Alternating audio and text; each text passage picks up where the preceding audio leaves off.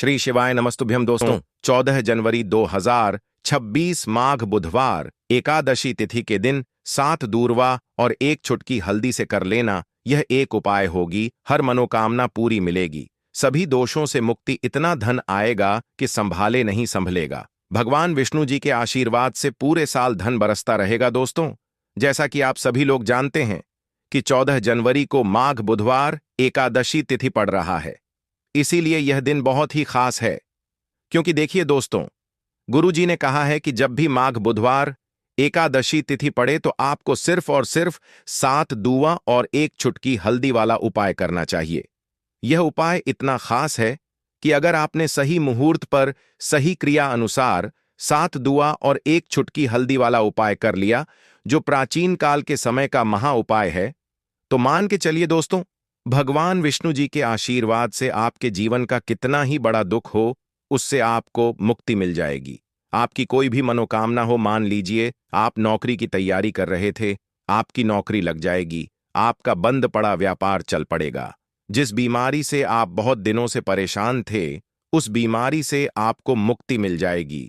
आपके जीवन में धन आना शुरू हो जाएगा, आपके जीवन में धन आने के सारे रास्ते खुल जाएंगे। और मान के चलिए दोस्तों, फिर आपको किसी भी प्रकार की परेशानी का सामना नहीं करना पड़ेगा। इसीलिए दोस्तों, इस दिन आप लोगों को इस वाले उपाय को जरूर कर लेना है। भले ही आपने पूरे साल भर इस उपाय को ना किया हो, पर अगर आपने इस माघ बुधवार एकादशी तिथि के दिन अगर इस वाले उपाय को कर लिया, तो आपको इस उपाय को करने का वह फल मिलेगा जिसकी आपने कभी कल्पना भी नहीं करी होगी। इसीलिए आप लोग इस 7 दूर्वा और 1 चुटकी हल्दी वाले उपाय को एक बार जरूर कर लेना, ताकि आप लोगों के हाथ से यह मौका ना जा सके और आपको इस उपाय एक को करने का फल मिल सके। दोस्तों, यह उपाय पंडित जी ने अपनी अभी की ही शिव महापुराण की कथा में बताया है, जो इस उपाय को आज हम आपको बहुत अच्छे से समझाने वाले हैं। इस वीडियो को देखने के बाद इस उपाय को समझने के लिए आपको कोई और वीडियो को देखने की जरूरत नहीं पड़ेगी। तो चलिए दोस्तों, उपाय को शुरू करते हैं। उससे पहले हे भगवान विष्णु, आपके इस वीडियो को जो भी लाइक और चैनल को सब्सक्राइब करें, उसके जीवन में कभी दुख दर्द मत आने देना। साथ ही साथ कमेंट बॉक्स में 5 जय भगवान विष्णु जरूर लिखें, ताकि भगवान विष्णु जी की कृपा आप सभी को प्राप्त हो सके। इसी के साथ मैं आप सभी को बता दूं कि आप लोग वीडियो को पूरा नहीं देखते हो, काट काट कर देखते हो और गलत गलत उपाय को कर लेते हो, तो आपसे निवेदन है कि वीडियो को पूरा जरूर देखें। देखिए दोस्तों, यह माघ बुधवार एकादशी तिथि का दिन यह इतना खास होता है, इतना महत्वपूर्ण होता है। देखा गया है कभी कभी बड़े बड़े पूजा पाठ अनुष्ठान से जो मनोकामना पूर्ण नहीं होते, वह माघ बुधवार एकादशी तिथि के दिन एक छोटे से उपाय करने से ही आपकी मनोकामना पूर्ण हो जाती है। और बहुत सारे लोगों ने इस उपाय को किया भी है और उनको इस उपाय को करने का फल भी जरूर मिला है। अगर आप लोग भी इस उपाय को करना चाहते हैं, तो आप इस उपाय को पहले अच्छे से समझ लेना, सुन लेना, उसके बाद करना। आपको इस उपाय का फल जरूर मिलेगा और इस उपाय को कर लेने से आपके घर में चाहे किसी भी प्रकार की दुख और समस्या क्यों ना चल रही हो, आपको उसका कारण भी नहीं पता है कि भाई यह समस्या किस कारण से चल रही है। उसका कुछ भी कारण हो सकता है, जैसे पितृदोष हो सकता है या किसी भी तरह का मंगल दोष भी हो सकता है। तो इस दिन आप लोगों को यह वाला उपाय कर लेना है। यह एक ऐसा उपाय है जिस उपाय को अगर किसी विशेष दिन पर किया जाए, तो भाई उस विशेष दिन का जो है वह तो हमें मिलता ही मिलता है। पर हमने उस दिन पर इस 7 दूर्वा और 1 चुटकी हल्दी वाले उपाय को किया है, तो हमें उससे भी बड़ा फल मिलता है और फल बहुत जल्दी मिलता है, क्योंकि आप इस उपाय को बहुत ही बड़े और विशेष दिन पर कर रहे हो। तो चलिए अब उपाय के बारे में बात करते हैं, लेकिन उससे पहले आप लोगों को यह जानना आवश्यक है कि आखिर यह उपाय किस समय करना है, किसको करना है और कैसे करना है। तो चलिए हम आगे आपको वीडियो में एक एक करके बता देते हैं। तो दोस्तों, इस 7 दूर्वा और 1 चुटकी हल्दी वाले उपाय को हमें इस बुधवार एकादशी तिथि के दिन कैसे करना है, किसको करना है, किस समय करना है और कहां पर करना है, यह सारे सवालों के जवाब आपको इस वीडियो में मिल जाएंगे। और जो यह वीडियो देखेगा भाई, उसको 7 दूर्वा और एक चुटकी हल्दी वाला उपाय जरूर करना चाहिए, क्योंकि इस दिन शत्रुओं और किसी भी दोष, किसी भी बीमारी से मुक्ति पाने के लिए 7 दूर्वा और एक चुटकी हल्दी का बहुत ही बड़ा और विशेष महत्व होता है। और जब बात आ जाए 7 दूर्वा और एक चुटकी हल्दी की, तो यह सोने पर सुहागा वाली बात हो जाती है और यह एक बहुत ही बड़ा उपाय हो जाता है। अब दोस्तों, इस 7 दूआ और एक चुटकी हल्दी वाले उपाय को आखिर करना किसको है, सबसे पहले हम लोग वह बात जान लेते हैं। तो देखो, घर की जो बड़ी माताएं बहनें होती हैं, उन माताओं बहनों में से कोई भी एक बड़ी माता बहन इस वाले उपाय को कर सकती है। और दोस्तों, अगर आप चाहे तो अपने घर में से सभी सदस्यों को भी इस उपाय को करवा सकते हैं। अगर किसी व्यक्ति की खुद की कोई मनोकामना है, खुद की कोई दुख और परेशानी है जो कि वह अपने लिए ही करना चाहता है, इस वाले उपाय को तो वह खुद अपने लिए भी कर सकता है। बाकी अगर कोई घर में से ऐसा है जो कि अपने पूरे घर परिवार की सुख और शांति के लिए यह वाला उपाय करना चाहता है, तो भाई वह भी कर सकता है। उसमें भी कोई दिक्कत वाली बात नहीं है। कहने का मतलब यह है कि इस उपाय को हर एक सदस्य भी कर सकता है और पूरे घर परिवार के सदस्य के लिए घर की बड़ी माताओं बहनों में से कोई एक माता बहन भी कर सकती है। माताएं बहनें अगर घर में उपस्थित ना हो या वह यह वाला उपाय ना कर पा रही हो, तो फिर घर का कोई बड़ा सदस्य भी इस 7 धुआं और एक चुटकी हल्दी वाले उपाय को कर सकता है, चाहे फिर वह पुरुष ही क्यों ना हो। उसमें कोई भी दिक्कत वाली बात नहीं है। अब दोस्तों, 7 दुआ और एक चुटकी हल्दी वाले उपाय को हमें करना कहां पर है? देखो, इस उपाय को हमें मंदिर में ही करना है। बहुत सारे लोग प्रश्न करते हैं, हर एक उपाय को करते समय क्या हम इस उपाय को घर पर या मंदिर में कर सकते हैं? देखो, तो इस वाले उपाय को आप मंदिर पर करोगे तो अच्छा रहेगा। घर में नहीं करना है इस वाले उपाय को। उसके बाद में दोस्तों, जो अगला प्रश्न निकल कर आता है वह यह आता है इस उपाय को लेकर कि आखिर इस उपाय को हमें किस समय करना है, सुबह के समय करना है कि शाम के समय करना है? तो देखो, इस वाले उपाय को आप लोग सुबह के समय भी कर सकते हो और शाम के समय प्रदोष काल में भी कर सकते हो। अब अगर आप पूछो कि भाई साहब, सबसे उत्तम समय कौन सा रहेगा इस 7 दूर्वा और एक चुटकी हल्दी वाले उपाय को करने का, तो हम आपसे बस यही कहेंगे कि इस उपाय को आप शाम के समय करेंगे तो ज्यादा बेहतर होगा, क्योंकि माघ बुधवार एकादशी तिथि का दिन है और इस दिन प्रदोष काल के बहुत महत्व होता है। बाकी अगर सुबह के समय भी करेंगे तो भी अच्छा होगा, उसमें कोई भी दिक्कत वाली बात नहीं है। तो अब दोस्तों, जो अगली सबसे बड़ी और महत्वपूर्ण बात आती है वह यह आती है कि सुबह अगर हम उपाय को करेंगे तो हमें कितने बजे से लेकर कितने बजे तक के बीच में करना है, और शाम के समय प्रदोष काल में करेंगे तो हमें कितने बजे से लेकर कितने बजे के बीच में करना है। तो देखो, सुबह जितनी जल्दी हो सके आप उपाय को करने की कोशिश करना। बाकी अगर किसी कारणवश लेट भी हो जाओ, थोड़ी देर भी हो जाए तो देखो, सुबह जितनी जल्दी हो सके आप उपाय को करने की कोशिश करना। बाकी अगर किसी कारणवश लेट भी हो जाओ, थोड़ी देर भी हो जाए, तो 10 या 11 बजे तक भी आप उपाय कर लेना, पर 12 बजे से ज्यादा देरी ना हो। ठीक है, इस बात का ध्यान रखना। उसके बाद में दोस्तों, अगर शाम के समय प्रदोष काल की बात करें, प्रदोष काल का जो समय होता है वह शाम के 6 बजे से शुरू हो जाता है। मतलब शाम के 6 बजे से लेकर 7 बजे के बीच का जो समय होता है, यह समय प्रदोष काल का समय होता है। इस उपाय को 7 बजे या 8 बजे के बीच में भी कर सकते हो। मतलब शाम के 6 बजे से रात 8 बजे के बीच में आप कभी भी इस वाले उपाय को कर सकते हो, उसमें कोई भी दिक्कत वाली बात नहीं है। परंतु 14 जनवरी माघ बुधवार एकादशी तिथि के दिन कोशिश करना कि समय के अंतर्गत ही कर लो। किसी कारणवश ना कर पाओ तो थोड़ा देरी से भी कर सकते हो। तो चलिए, अब हम अपने सबसे पहले उपाय की बात कर लेते हैं। तो इस उपाय को करने के लिए सुबह होने से पहले उठ जाना है।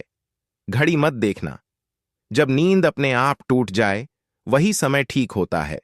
सबसे पहले जमीन पर पैर रखने से पहले मन में बोलना है, आज जो करूंगा वह सिर्फ अपने भाग्य को ठीक करने के लिए करूंगा।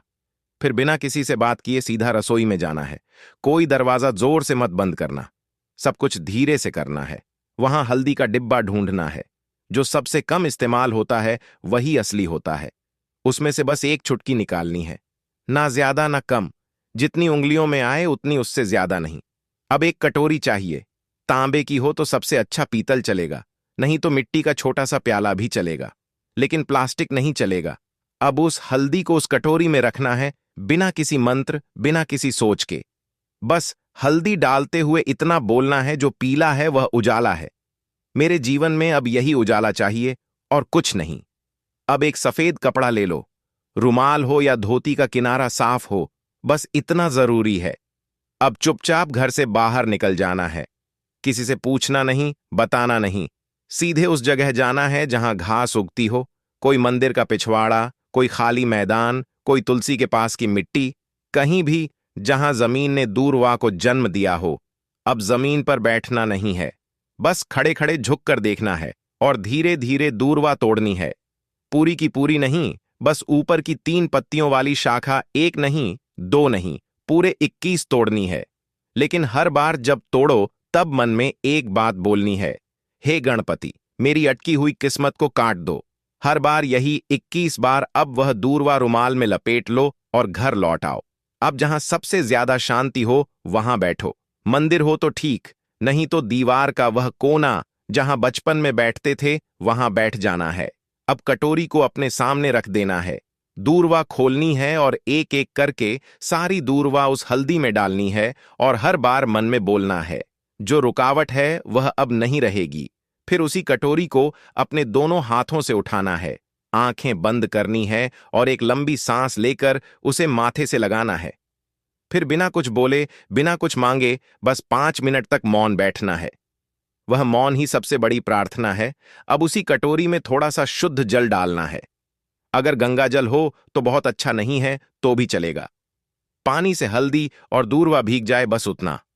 अब कटोरी को सिर के ऊपर से 3 बार घुमाना है, पहले दाएं से, फिर बाएं से, फिर एक बार और दाएं से, जैसे कोई अंधेरे का घेरा काट रहा हो।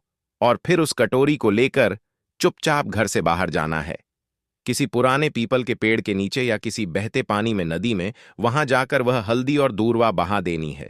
लेकिन ध्यान रखना, पीछे मुड़कर नहीं देखना है। जैसे जो छोड़ आए वह अब दोबारा जिंदगी में लौटे नहीं। फिर लौट कर घर आना है, हाथ मुंह धोना है, लेकिन ना कुछ खाना है ना पीना है। कम से कम दोपहर तक कुछ नहीं, सिर्फ मौन रहना है और मन में एक बात टिकाए रखना है, अब जो होगा वह मेरे लिए सही होगा। यही उपाय है, यही टोटका है और यही भरोसा है। इसे किसी को बताना नहीं। हां, अब जब उपाय पूरा हो गया, जब तुमने चुपचाप हल्दी उठाई, दूरवा तोड़ी, मंत्र नहीं बोला, लेकिन प्रार्थना की, तो समझो कि अब काम उस स्तर पर शुरू हुआ है जहां शब्द नहीं पहुंचते, जहां इंसान की समझ रुक जाती है और जहां से किस्मत की चाल चलती है। मगर दिक्कत यह है कि आजकल इंसान इतना शोर सुनता है कि जब जीवन में कोई बदलाव चुपचाप आता है तो वह उसे पहचान ही नहीं पाता। इसीलिए जरूरी है यह जानना कि उस उपाय ने असर करना शुरू किया है या नहीं, और अगर हां तो कैसे। सबसे पहला संकेत, मन की हल्कापन। कोई बड़ी बात नहीं होती, बस एक सुबह उठते हो और बिना वजह मन हल्का महसूस करता है। ना कोई बड़ी खुशखबरी मिली होती है, ना कोई पैसा वापस आया होता है, लेकिन भीतर से लगता है कि जैसे कुछ हट गया है। कोई बोझ, कोई डर, कोई घबराहट जो महीनों से थी, आज नहीं है। यही पहला संकेत है कि उस हल्दी ने अपना रंग फैलाना शुरू कर दिया है और दूरवा ने जो बांधा था उसे काटना शुरू कर दिया है। दूसरा संकेत, वह लोग जो आपको नीचा दिखाते थे अचानक चुप हो जाते हैं। वह जो रोज ताना मारते थे, वह जो आपको नजरअंदाज करते थे, वह जो आपके रास्ते में दीवार बनते थे, अचानक जैसे किसी अदृश्य ताकत ने उनकी जुबान बांध दी हो।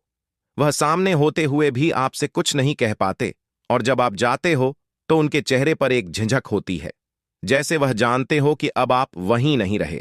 यह दूरवा का काम है जो रुकावटें बिना आवाज के काट देती है। तीसरा संकेत, रुका हुआ पैसा, अटका हुआ काम अचानक बिना कोशिश के हल हो जाता है, जैसे किसी ने फाइल को धकेल दिया हो, जैसे कोई केस जो सालों से रुका था उसमें तारीख लग जाए, या बैंक का वह चेक जो बार बार लौटता था अब पास हो जाए। आप खुद सोचोगे मैंने तो कुछ नहीं किया, फिर यह कैसे हो गया, और वहीं आपको याद आएगा मैंने कुछ किया था, पर मौन में। चौथा संकेत, सपनों में कुछ दिखने लगता है। यह बात बहुत लोग नजरअंदाज कर देते हैं, लेकिन असर का असली रास्ता सपनों से होकर भी निकलता है। कोई पुराना बुजुर्ग दिखे जो चुपचाप खड़ा हो, कोई मंदिर दिखे जहां आप अकेले हो, कोई नदी जिसमें आप नहा रहे हो, या कोई पेड़ जिसके नीचे आप बैठे हो। ये सब संकेत हैं कि आपकी आत्मा उस ऊर्जा से जुड़ चुकी है जो हल्दी और दूरवा के जरिए जागी थी। पांचवा संकेत, बिना बोले लोगों का बर्ताव बदलने लगता है। घर में जो लोग आपको तवज्जो नहीं देते थे, अचानक बात करते हुए रुकते हैं। आपकी बातों को सुना जाने लगता है। ऑफिस में जो लोग मजाक उड़ाते थे, अब सलाह पूछने आते हैं। यह वह बदलाव है जो किसी विजेता की घोषणा नहीं करता, बस हवा का रुख बदल देता है। और सबसे गहरा संकेत, आपको कोई नया रास्ता दिखता है जो पहले कभी दिखा ही नहीं था। हो सकता है कि अचानक कोई नया काम हाथ लगे, कोई पुराना हुनर याद आए, कोई दोस्त पुराना फोन करे और नई बात कहे, या फिर अंदर से कोई आवाज आए, अब यह काम बंद करो और यह शुरू करो। यही सबसे मजबूत इशारा होता है कि हल्दी और दूरवा का टोटका सिर्फ बाहर नहीं, भीतर भी असर कर रहा है। लेकिन साथ ही साथ कुछ बातें और जान लो, यह असर हर किसी पर अलग होता है। किसी के लिए यह 3 दिन में दिखता है, किसी को 21 दिन लगते हैं, किसी को महीने भर बाद कोई बड़ा मोड़ मिलता है। लेकिन शर्त एक है, तुम्हारा भरोसा डगमगाना नहीं चाहिए। जिस दिन तुमने यह सोचना छोड़ दिया कि यह तो बस घास और मसाले की बात है, उसी दिन उसका असर खत्म हो जाता है।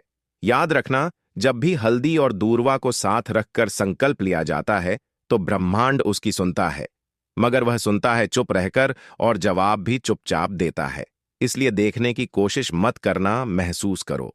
और अगर कोई ऐसा संकेत मिले जो तुम्हें चौंका दे, तो डरना मत, समझना कि जवाब आने लगा है। दीपक वाला उपाय करने के लिए आपको सबसे पहले जरूरत पड़ेगी एक दीपक।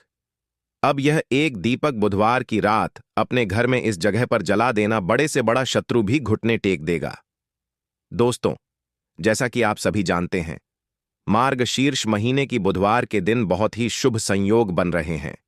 और इस दिन अगर आप 11 लौंग और एक कपूर अपने घर में जलाते हैं, तो शत्रुओं से हमेशा के लिए आपको छुटकारा मिल जाएगा। अब देखिए, किसी भी व्यक्ति के जीवन में जब शत्रु से परेशान करते हैं, तो वह व्यक्ति अपने जीवन में दुखों से बहुत परेशान हो जाता है। शत्रु हमेशा कुछ न कुछ ऐसा करवाते हैं जिसके बाद नजर दोष लगती है और अच्छा खासा काम भी बिगड़ने लगता है। व्यापार में मदद आने लगता है, लोगों की तबीयत खराब होने लगती है। जरूरी नहीं है कि सामने वाला व्यक्ति जैसा दिखता है वैसा हो। देखिए, बहुत सारे लोग हैं जो बहुत अच्छे होते हैं, है ना? लेकिन कुछ लोग ऐसे होते हैं जो कब आपके शत्रु बन जाते हैं, आपको खुद भी पता नहीं चलता है। एक तो वह शत्रु होते हैं जो सामने से सीधे सीधे हम पर वार करते हैं, है ना? एक शत्रु ऐसे भी होते हैं जो कि पीठ पीछे कुछ होते हैं और सामने से कुछ होते हैं, है ना? ना। तो ऐसे शत्रु होते हैं गुप्त शत्रु, और ऐसे शत्रुओं से हमेशा आपको बचकर रहने की जरूरत होती है। आप अपने शत्रुओं को शांत भी कर सकते हैं, और इस उपाय को करने से आपको शत्रुओं से छुटकारा भी मिल जाएगा।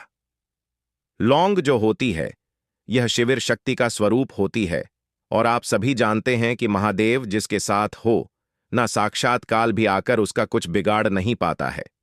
अच्छा, बुधवार का जो दिन होता है, यह इतना उत्तम होता है कि आप इस दिन अपने पितरों को प्रसन्न कर सकते हैं, धन प्राप्ति के लिए उपाय कर सकते हैं, और शत्रुओं से भी छुटकारा पा लेते हैं। जब 11 लौंग का उपाय और एक कपूर का उपाय अपने घर पर करते हैं, तो बात कर लेते हैं सबसे पहले उपाय की, जो कि पितरों को प्रसन्न करने के लिए है। देखिए पितर, जब किसी से नाराज हो जाते हैं ना, तो उस व्यक्ति के जीवन में बीमारियां, दुख, धन की समस्याएं लगातार बढ़ती हैं। तो कोशिश करें कि हमेशा अमावस के दिन आप अपने पितरों को प्रसन्न करने के लिए उपाय करें। अच्छा, पितृदोष अगर घर में जरा सा भी होता है ना, तो सबसे ज्यादा कष्ट जो आता है वह बच्चों के जीवन पर आता है। बच्चों का मन पढ़ाई में नहीं लगता है, उन्हें आसानी से जीवन में सफलता नहीं मिलती है। बहुत सारे लोगों के यहां संतान को लेकर बहुत समस्याएं होती हैं कि संतान नहीं हो रही है ना? तो पितरों को प्रसन्न करने के लिए आपको इस दिन क्या करना है कि सूर्य भगवान को अर्घ देना है। तो थोड़ा सा तांबे का लोटा अगर हो तो तांबे के लोटे में जल भर लें, वरना किसी भी लोटे में आप जल लें। उसके अंदर आपको क्या करना है, थोड़े से अक्षत के दाने डालने हैं, थोड़े से चावल के दाने, थोड़ी सी किसरी डाल लें। अगर लाल फूल है तो लाल फूल डाल लें और सूर्य भगवान को अर्घ दें। अगर भी आप जल चढ़ा देते हैं, अर्घ दे देते हैं, तब भी आपके घर से पितृदोष दूर होता है। तो जब भी आप बुधवार के दिन सूर्य भगवान को अर्घ देते हैं, इससे आपके पितृ प्रसन्न होते हैं। साथ ही साथ अगर आप कर सकते हैं तो पीपल का जो पेड़ होता है, इसमें भी हमारे पितरों का वास माना जाता है। तो आपको क्या करना है कि एक लोटे में या किसी भी बर्तन में आपको जल लेना है। उसमें थोड़े से आपको काले तिल के दाने डालने हैं, काला तिल डालना है। साथ ही साथ आपको क्या करना है, थोड़े से मिश्री के दाने डालने हैं। गुड़ भी आप यहां पर डाल सकते हैं। अब यह मीठा जल आपको पीपल के पेड़ में चढ़ाना है। आपके घर के आसपास जहां भी पीपल का पेड़ हो, आप बुधवार के दिन सुबह के समय में पीपल की जड़ में यह मीठा जल चढ़ाएं और अपने पितरों से क्षमा याचना करें। साथ ही साथ दीपक अगर आप लगा सकते हैं तो पीपल के पेड़ के नीचे आपको दीपक जरूर से बुधवार के दिन शाम के समय में लगाना चाहिए। पितृ आपके हमेशा प्रसन्न रहेंगे और कभी भी पितृदोष की वजह से घर में कोई दुख और कष्ट नहीं आएगा। तो बहुत ही उत्तम सा यह उपाय है जो कि पितरों को प्रसन्न करने के लिए है, और जीवन के दुख कष्ट जो हैं वह बहुत जल्दी दूर होते हैं जब आप हमेशा अपने पितरों को प्रसन्न रखते हैं। तो चलिए अब बात कर लेते हैं। 11 लौंग और 1 कपूर घर में किस जगह पर जलाना है और इस उपाय को करने से कैसे आप अपने शत्रुओं से छुटकारा पा सकते हैं। शत्रु कभी आपको परेशान नहीं करेंगे। शत्रु चाहे कैसे भी हो, सामने से कोई व्यक्ति शत्रु है या गुप्त शत्रु है, हर प्रकार के शत्रु जो है यह शांत हो जाएंगे और चाहकर भी आपका कुछ बिगाड़ नहीं पाएंगे। तो देखिए, उपाय को करने के लिए आपको 11 साबुत लौंग लेनी है। एक भी लौंग खंडित ना हो, टूटी हुई ना हो। एक छोटा सा कपूर का टुकड़ा लेना है, जिसे कि कपूर की टिकिया भी बोलते हैं। एक कोई भी यहां पर मिट्टी का दीपक ले लें या पीतल का बर्तन ले लें। उसके अंदर 11 लौंग रखेंगे, एक कपूर रखेंगे, थोड़ा सा देसी घी इसके ऊपर से आप डाल देंगे। अब यह आपको बुधवार के दिन रात के समय में, ठीक है ना, जब सूर्य अस्त हो जाता है, उसके बाद किसी भी समय आपको अपने घर में जलाना है और इसका धुआं पूरे घर में अच्छे से दिखाना है। जितने भी कमरे हैं, जितने भी रूमर्स हैं, बरामदा, आंगन, ठीक है ना, बालकनी, जो भी आपके घर में है, सभी जगह पर आपको इसका धुआं अच्छे से दिखाना है। और साथ ही साथ आपको महादेव का ध्यान जरूर करना है। देखिए, जब भी आप अपने घर में यह लौंग और कपूर बुधवार के दिन जलाते हैं, सबसे पहले तो शत्रुओं से छुटकारा मिल जाता है। कोई भी शत्रु कुछ भी करता है, वह आपके घर तक चीज नहीं पहुंचती है, आपका कुछ नहीं बिगड़ता है। दूसरी चीज कि जब भी लौंग और कपूर आप जलाएंगे, आपके घर पर कोई संकट नहीं आता है, आपके धन पर कोई संकट नहीं आता है, घर में कोई परेशानियां नहीं आती हैं और हमेशा आपके घर में सकारात्मक ऊर्जा बढ़ती है, पॉजिटिव एनर्जी बढ़ती है, जिसके बाद आपके घर में धन की देवी माता लक्ष्मी वास करती है। लौंग और कपूर जिस घर में कोई भी व्यक्ति जलाता है, विशेषकर बुधवार के दिन, तो ऐसा समझ लीजिए इसके बहुत चमत्कार हैं, बहुत ज्यादा लाभ है। तो कोशिश कर कि बुधवार के दिन रात के समय में किसी भी समय आप अपने घर में 108 लौंग और 108 कपूर जलाएं। 11 लौंग और 1 कपूर जरूर जलाएं। शत्रु जो हैं वह घुटने टेक देंगे और आपका कुछ नहीं बिगाड़ पाएंगे। साथ ही साथ धन की वर्षा भी घर में होगी और धन से जुड़ी जितनी भी समस्याएं आपके जीवन में आ रही हैं, बहुत तेजी के साथ आपके जीवन से दूर होती चली जाएंगी। तो चलिए अब बात कर लेते हैं अपने तीसरे उपाय की, और तीसरा उपाय है धन वर्षा के लिए और धन को बढ़ाने के लिए। बहुत सारे लोगों की यह समस्या होती है कि पैसा बढ़ता नहीं है। पैसा तो आता है घर में, लेकिन पैसा बढ़ता नहीं है।